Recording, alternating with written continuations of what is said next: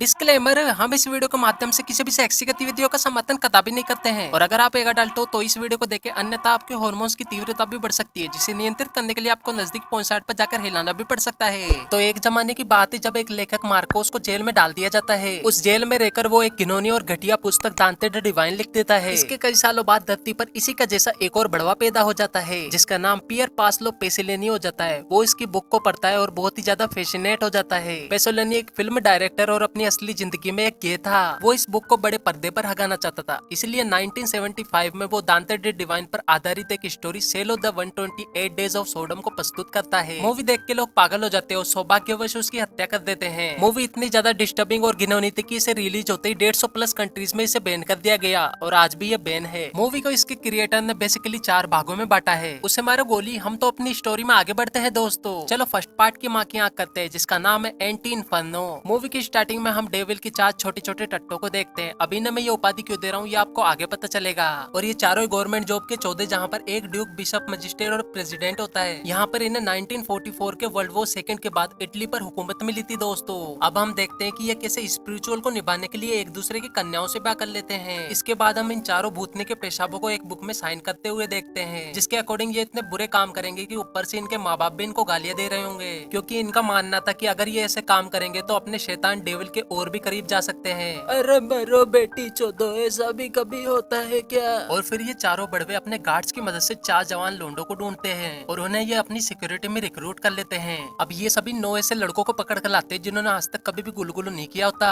अब ये इन लड़कों को निवस्त्र कर देते हैं और जब एक लड़का उनमें से बच के भाग रहा होता है तो उसे मार देते हैं गोली मार के और बोलते हैं अबे कहाँ जा रहा है बे चांडू। अब ये 9 कुंवारी मस्त खूबसूरत लड़कियों को लाते हैं और उन्हें भी निवस्त्र कर देते हैं। फिर वहीं पर हम ईवा की माँ को उसे ले जाते हुए बचाते हुए भागते हुए देखते हैं। उन्हें भागते हुए चारों बड़वों की सिक्योरिटी गार्ड देख लेते हैं। अब वो उनका पीछा करने लगते हैं। आगे जाके रास्ता बंद हो जाता है और अब ईवा और ईवा की माँ समझ जाती है कि वो लोग नहीं बचने वाले और इसीलिए अब वो मरने की कोशिश करने लगते हैं। इस दौरान ईवा की माँ तो मारी जाती है लेकिन गार्ड ईवा के पकड़ के उसे बचा लेते हैं। और अब इस तरीके से उन चारों रणुओं के पागल खाने में 8 लड़के और 9 लकड़ियां रह गई थी। तो चलिए अब सेकंड पार्ट की माँ की आंख करते हैं, सर्कल ऑफ मैनियक। अब हम इन चारों बड़वों को 4 नई प्रोस्टिट्यूट को अपने मेंशन में लाते हुए देखते हैं जहाँ पर ऑलरेडी वो 17 गुलाम मौजूद थे। इसके बाद वो उन भिंडियों को आदेश देते हैं कि वो बारी बारी करके उनके पास आए और उन 17 गुलामों के साथ उन चारों बड़वों को भी गंदी गंदी कहानियां सुनाए जिन्हें सुनकर गुलामों को मन पवित्र हो जाए और ये आपस में ही मास्टरबेट करने लगे। इस तरीके से हमें पता चलता है कि यह चारों बेटी चोद खुद तो कोई नियम नहीं मानते और 17 गुलामों के लिए उन्होंने रूल्स बना रखे हैं जिसके अनुसार कोई भी गुलाम अपने जैसे लिंग या फिर विपरीत लिंग के साथ गुलुगुलु नहीं कर सकता और इस दौरान इन सभी गुलामों को नेकेड ही रहना पड़ेगा और ना ही ये भगवान का नाम ले सकते हैं ना ही कोई गलती कर सकते हैं। उसके बाद प्रोस्टिट्यूट अपने जीवन के सारे उपभोक्ताओं के बारे में उन्हें बताने लगती है जिससे गुलामों को तो कुछ खास घंटा ही नहीं फर्क पड़ता हो, लेकिन ये चारों शैतान के लुल्ले उत्तेजनाओं से मूतने लगते हैं और किसी भी मेल या फिर फीमेल गुलाम को समय समय पर खुराक देने के लिए कमरे में ले जाते हैं। प्रोस्टिट्यूट की ये मोटिवेशनल स्टोरी सुनकर एक बड़वा प्रेरित हो जाता है। अब वो एक कम उम्र की कन्या को उंगली मैथुन करने के लिए बोलने लगता है। वो लड़की इतनी ज्यादा छोटी होती है कि उसे पता ही नहीं होता हस्त मैथुन होता क्या है और मनी मन उसे निचली गांड के बाल बोलने लगती है। इसके बाद लड़की मौका देखकर वहाँ से भागने लगती है। तभी मजिस्ट्रेट के गुंडे उसे पकड़ लेते हैं। अब वो उसके साथ क्या करने वाले ये हमें आगे पता चलेगा।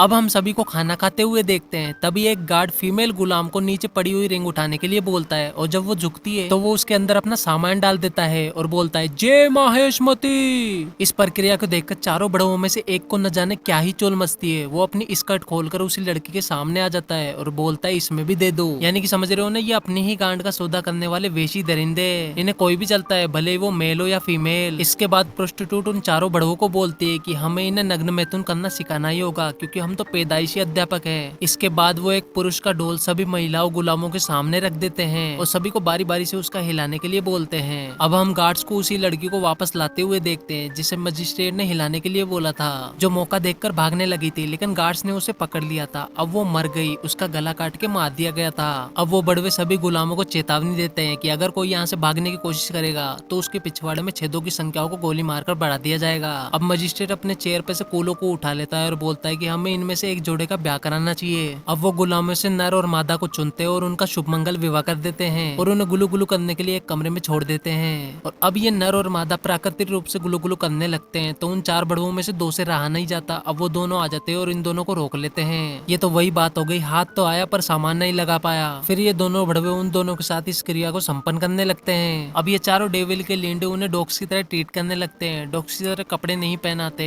डॉग का डॉग फूड उन्हें खाने के लिए देते, और जब एक लड़की नहीं खा रही होती है तो उसके खाने में कील मिलाकर उसे खिला देते हैं, जिसके बाद उसके मुंह से खून आने लग जाते हैं। जिस पर वो लड़की मन ही मन बोलती है, साले मरने के बाद गरुड़ पुराण के हिसाब से तेरा गांड का छेद बंद कर दूंगी और नाहकने की वजह से तू मारा जाएगा। अब उसने ऐसा किया या फिर नहीं हमें नहीं पता, हम तो अपनी स्टोरी में आगे बढ़ते हैं दोस्तों। सर्कल ऑफ शेड ये मूवी का सबसे डिस्टर्बिंग और इमोशनल पार्ट है, जिसे देखने के बाद आपकी आंखें आत्महत्या करके अपने आप को मार लेगी। आप चाहो तो इस पार्ट को स्किप भी कर सकते हो, लेकिन मैं रिकमेंड करूंगा कि आप पूरा देखें। अब दूसरी प्रोस्टिट्यूट सिग्नोरा मैगी आकर चेयर पे बैठती है। अब ये प्रोस्टिट्यूट अपने बारे में बताने लगती है। वो बताती है कि उसे एक बार अपने माँ बाप को ही मानना पड़ा था, जिस पर मजिस्ट्रेट अपनी अपाहिज बुद्धि से बोलता है कि कभी कभी सेक्रीफाइस देना ही पड़ता है। इवन लोग गलत है जो माँ को ही सब कुछ मानते हैं। कौन है ये बूढ़ी औलादे, कौन पैदा करता है इन्हें। इसके बाद ईवा नाम की लड़की, जिसे बचाने के लिए उसकी माँ ने मूवी की स्टार्टिंग में अपनी जान दे दी थी, अपनी माँ को याद कर कर रोने लगती है।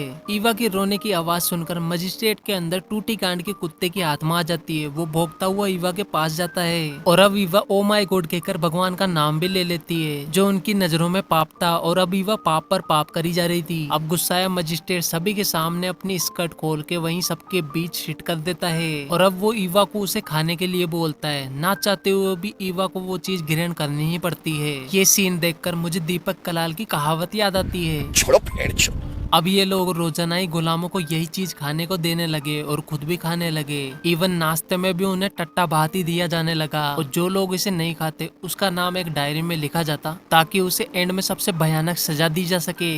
और यहाँ पर मैं आपको एक्सप्लेन नहीं कर सकता कि इन चारों बड़ुओं के दिमाग में भेजा ही नहीं था। ये अपने गलियों में डोलने वाले सुअरों से भी गए बीते हैं, और इस तरीके से ये अब हमेशा ही यही चीज परोसेंगे और इन्हें को खाएंगे। अब ये सेकंड प्रोस्टिट्यूट की बातों से प्रेरित होकर कभी किसी को पेलते या फिर कभी किसी कन्या से अपने ऊपर पीस करने के लिए बोलते। अब चारों बड़ुओं के दिमाग में एक नया गोबर पकता है। वो सारों गुलामों को घोड़ी बनाकर वहीं पे टिका देते हैं, और अब टॉस से सभी के बैक देखने लगते हैं। और उनका प्लान था कि जिसकी भी बैक सबसे ज्यादा अट्रैक्टिव हुई वो उसको मार देंगे। अब उसे एक लड़की की बैक पसंद ज्यादा आती है, वो उसे खड़ा करते हैं और मारने लगते हैं, लेकिन गन में तो गोलियां ही नहीं थी, इसलिए वो उसका नाम डायरी में लिख देते हैं और बोलते हैं कि तुम्हें बहुत ज्यादा भयानक सजा दी जाएगी। अब ये चारों बकरी चौध अपने अपने गुलामों या फिर गार्ड से शादी कर लेते हैं। अब एक गुलाम डिक्टेटर को बताता है कि तुम्हारी इस हवेली में तुम्हारे रूल्स को तोड़ा जा रहा है।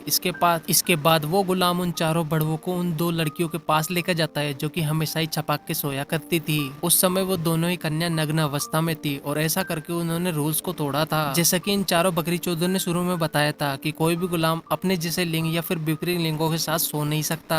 अब डिक्टेटर उन कन्याओं पर गन पॉइंट कर देता है, जिसमें से कन्या बोलती है कि एक व्यक्ति और है जो यहाँ पर किसी नौकरानी के साथ सोता है। इसके बाद वो चारों बड़वे उस गुलाम के कमरे में भी पहुंच जाते हैं, और इससे पहले कि उसका शीघ्र पतन होता वो चारों बड़वे उसका दुनिया से ही पतन कर देते हैं। इसके बाद बचे हुए गुलामों को शिट से भरे हुए एक टब में बिठा दिया जाता है, और यहीं पर ये तीसरा पार्ट भी खत्म हो जाता है। और अगर आप अभी तक इस वीडियो को देख रहे हैं तो इस वीडियो को लाइक और शेयर भी कीजिए, ताकि और भी लोगों को मैं हंसा सकूं। और इस चैनल को सपोर्ट करने के लिए आप दिए गए नंबरों पे कितना भी डोनेट अमाउंट कर सकते हैं। अब हम बात करेंगे इसके फोर्थ पार्ट की, सर्कल ऑफ ब्लड। अब हम पहले बड़वे को एक चेयर पर आकर बैठते हुए देखते हैं, और वो अपनी दूरबीन से खिड़की के बाहर बाकी के 3 बड़वों को देखता है, जो कि बचे हुए गुलामों को टॉर्चर कर रहे थे। साथ ही इस पूरे महाकांड को अंजाम देने के लिए इन बकरी चौधों ने 4 गार्ड अपॉइंट किए थे, जिसमें से 2 गार्ड चेयर पर बैठे हुए बड़वे के साथ रहेंगे, बाकी के 2 बाहर 3 बड़वों के साथ उन सभी बचे हुए गुलामों को टॉर्चर करेंगे। इसी तरीके से फर्स्ट डिक्टेटर के बाद सेकंड डिक्टेटर, और सेकंड के बाद थर्ड, और थर्ड के बाद फोर्थ आता रहेगा, और ये प्रक्रिया इसी तरीके से चलती रहेगी। अब दूसरा बड़वा चेयर पर आकर बैठता है और अपनी गोटो जैसी आंखों में दूरबीन लगाकर बाहर देखने लगता है, जहाँ पर वो 3 बड़वे गार्ड्स के साथ मिलकर एक एक करके गुलामों को मार रहे थे। वो मेल का पेनिस काट देते, फीमेल का ब्रेस्ट और जीभ काट रहे थे, किसी की आंख फोड़ देते हैं, किसी की गोटे निकाल देते हैं। अब ऐसे करते करते लास्ट डिक्टेटर आकर अपनी सीट पर बैठता है। अब बाहर 3 बड़वे बाकी बचे हुए सभी गुलामों को एक एक करके मार देते हैं। इसके बाद चारों बकरी चौध अपना चूतिया पर भरा डांस करने लगते हैं, और अंदर हम 2 गार्ड को देखते हैं जो कि आपस में इशक मिशक करते हुए नाचने लगते हैं, और यहीं पर हमारी स्टोरी खत्म हो जाती है। तो बस आज की इस वीडियो में मैं आपको अपना इतना ही दिखा सकता हूँ। अब अपने लटकते हुए तीसरे पेज से इस वीडियो को लाइक अवश्य कर दें। तो बस अब मुझे आज्ञा दीजिए, क्योंकि इस स्टोरी को सुनाते सुनाते मैं भी मिलाने की अवस्था में आ चुका हूँ, और इस प्रक्रिया को क्रियान्वित करने के लिए मुझे बाथरूम में जाना ही पड़ेगा। मेरे को जाना पड़ेगा, मेरे को जाना पड़ेगा।